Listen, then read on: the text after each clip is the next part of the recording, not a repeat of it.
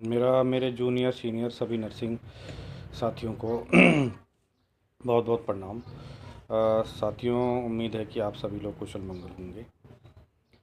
तो साथियों, आज जैसे कि मैंने आपको कल कहा था कि कल हमारे महासंघ के उपाध्यक्ष श्री मनीष चौहान जी के द्वारा भी आप लोगों को थोड़ा सा अवगत कराया गया था कि आखिर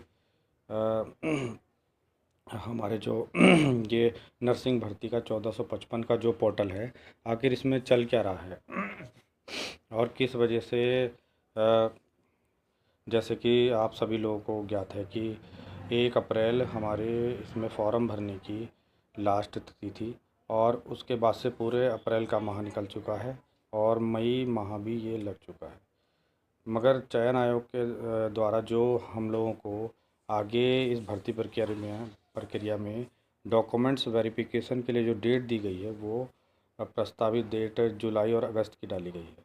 तो जैसा सभी साथियों को मालूम है कि अभी आचार संहिता लगी हुई है और आचार संहिता अभी 6 जून तक आचार संहिता हमारे जो भारतवर्ष में 6 जून के बाद ही ये खुल पाएगी। तो इसमें उत्तराखंड भी शामिल है। हालांकि यहाँ पर चुनाव हमारे निपट चुके हैं, मगर आचार संहिता पूरे देश में एक साथ ही ख़त्म होगी। तो साथियों, इसमें काफ़ी सारी वो हैं, हमारी टीम नर्सिंग महासंघ की टीम चयन आयोग भी गई थी और अधिकारियों से वार्ता भी हुई थी। तो उन्होंने इस संबंध में कुछ हमें जानकारी भी दी है और कुछ उन्होंने अपनी तरफ से बताया भी है कि आखिर क्या वजह है कि अभी हमें लगभग अभी पूरा ये जून माह का पूरा जो ये जून की 5-6 तारीख तक तो हमें इंतज़ार करना ही पड़ेगा। अभी जो मई का जो माह चल रहा है इस पूरे माह भी कुछ नहीं हो सकता। तो साथियों, जैसे कि आप सभी लोगों के मन में और कई साथी हमारे हैं, उनके मन में किसी के दिमाग में कुछ चल रहा है, किसी के दिमाग में कुछ चल रहा है। कुछ लोग ऐसे भी हैं जो वीडियो बना के और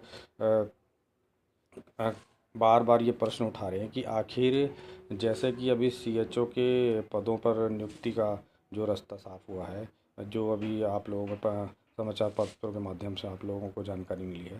तो साथियों देखो, कुछ चीज़ें ऐसी है कि जिसमें आप थोड़ा सा एक प्रक्रिया के थ्रू चुनाव आयोग में आप वहाँ पे एक परमिशन वो डालिए या किसी तरह से पीछे से आप अधिकारियों के से दबाव डलाइए।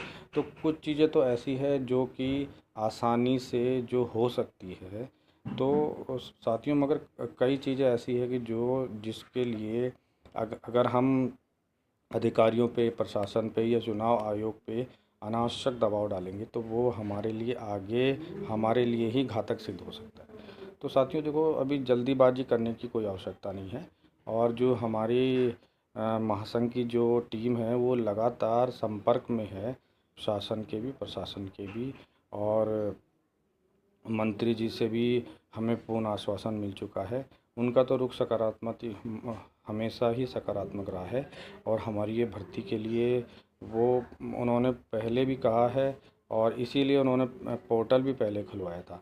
मगर कुछ साथियों, कुछ ऐसी अड़चनें होती है कि जिनका ना तो सार्वजनिक रूप से हम यहाँ पे जिक्र कर सकते हैं कि आखिर वो चीज़ है क्या, किस वजह से विभागीय कई चीज़ें होती है, विभाग में कई सारी समस्याएं होती है।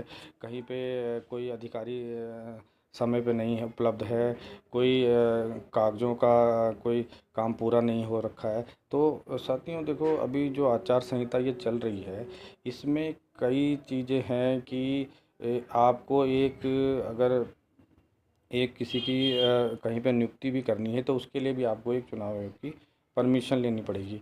तो परमिशन के लिए जो सारा फाइल उसमें बहुत समय लगता है साथियों। तो थोड़ा सा मेरा सभी से निवेदन है कि आप लोग थोड़ा सा धैर्य बनाए रखें